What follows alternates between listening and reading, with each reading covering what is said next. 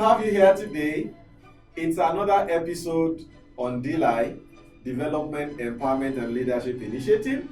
And if you have not forgotten, all we are trying to do is world transformation, one man at a time, one community at a time. Now, over the last couple of weeks, we've been focusing on managing your manager. If you remember, we rested that like 2 episodes ago, and this last week we started on how to manage conflict at work. And I said then that to make that knowledge easily comprehensible and better managed, we will talk about it under the umbrella of emotional intelligence.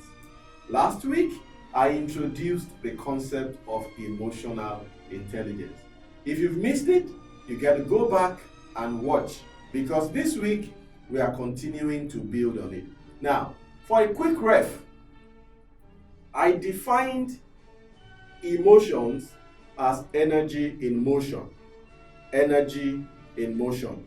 And emotional intelligence as your ability to identify your own emotion, manage it, so that you can then understand the emotion of the society or the community around you, and then you can manage that emotion so that whatever you desire as the outcome, you are able to achieve it. So, this week, I want to dive a bit deeper into those concepts. Now, when you talk about emotional intelligence, it's one of the most powerful concepts I have come across over the last 5 years, because it just so makes a lot of sense. Now, let me sound a warning here. When I talk about the 4 elements, self-awareness, self-management, social awareness, and relationship management, don't hear them as if they are absolute boxes that sit and stand alone. As a matter of fact, it's like a combination of different things always going in and out, because you don't finish one before you have to use the other. But if I may give you a certain type of grouping, from my experience and from the knowledge out there, the awareness stay together and the management stay together. Why? As you get aware of your own emotion, you need to be able to immediately sense the emotion of the community or the society around you, so that those 2 awareness helps you to manage your own emotion. And then by managing your own emotion, what happens? You are in a position to manage the emotion of the relationships and the people around you. Let me give you an example. You are at a point where you are very angry, and then you come into a situation where the person you are angry with confronts you with his or her own anger. Now, the traditional response is to do fire for fire. As that person is firing, you are firing back. A small incident, you blow it out of hand. But when emotional intelligence comes in, what happens? You think you have a basis to be angry, and then you walk into that situation angry, and then the person that is the object of your anger meets you with his or her own anger. Immediately, what should you do when you are emotionally intelligent? If your desired outcome is to keep that friendship, if your desired outcome is to keep that relationship, what should you do? You immediately step back, try to understand that emotion, and then you are guided whether you have a reason to continue to be angry, or you should eat your own anger and let that person pipe down before you can then deal with whatever is getting you angry. Have that made sense to you? You need to hear it, and that is why you need to slow down here. You know, this is a very complex subject. In fact, most of the material you will see out there, 1 hour, more than 1 hour, because when it comes to human emotion, it's a combination that has no limit. Every scenario, every event can lead to different reaction and different response. That is why you need to really pay attention to the next few episodes, because we have a lot to offer by making it really simple. So, this week, I want to focus first on self-awareness. Now, what do we mean by self-awareness? We mean you develop a pair of eye for yourself. You begin to observe the observer. In another word, you can call it introspection. You are developing that keen sense of knowing what is going on inside you. Why is it going on inside you? What can you do about it? And when we talk about self-awareness, I would like to share 4 clear variables with you that you need to bear in mind when you talk about self-awareness, because this is really the foundation for emotional intelligence. Why? You can't manage the emotion that is outside until you are able to manage the emotion that is inside, because really you can't do anything much about the outside. But when you are able to manage yours, by managing yours, you can influence the course of action of the external one. What are those 4 principles? Number 1, remember, emotions matter. Did you hear that? Emotions matter.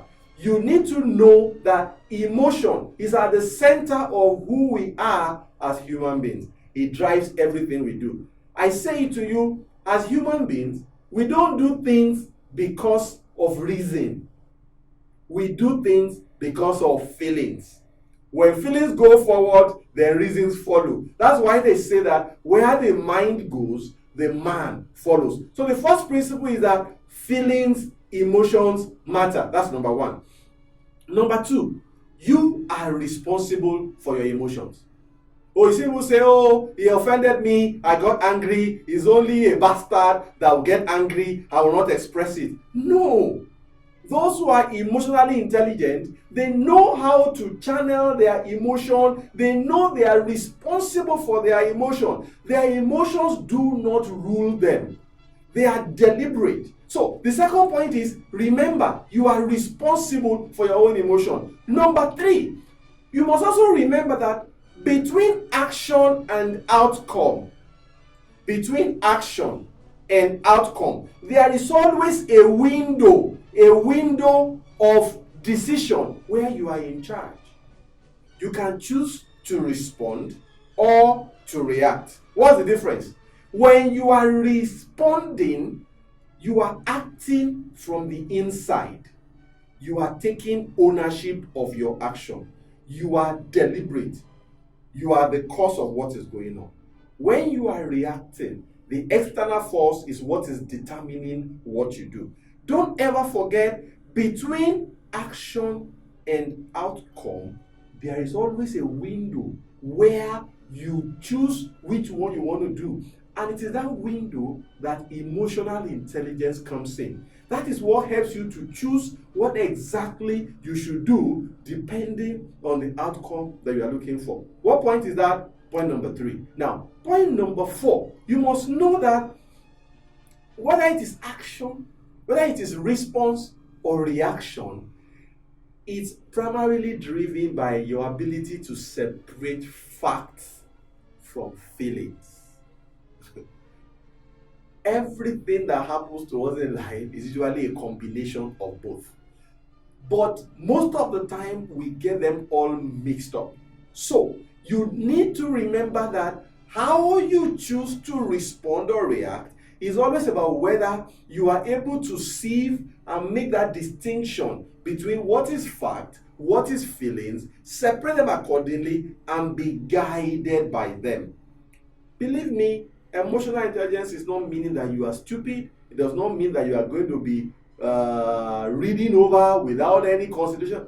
You are just to lie down there and somebody just writes over you. No, it means that you are responsible. You take ownership. You have control. And whatever your desired outcome is, that is what drives what you do. I really want to make this very simple. So this week, I'm going to have to stop here. But next week, I will show you some examples of facts and feelings so that you can begin to see how can you make that distinction between facts and feelings, and how can that guide you into giving responses as against reacting to things so that you are in a position to achieve your desired outcome. Yeah, I got to go now. I don't like going too long-winded. T-Mac is still my name. If this is not clear to you, please play this again. If you know somebody who needs to hear this, please share and make it a date next week as we begin to dive deeper into the concept of emotional intelligence in the context of conflict management at work. Always a pleasure to have you here. And until I see you next week, Tim Mark is still my name. And all I'm trying to do is what?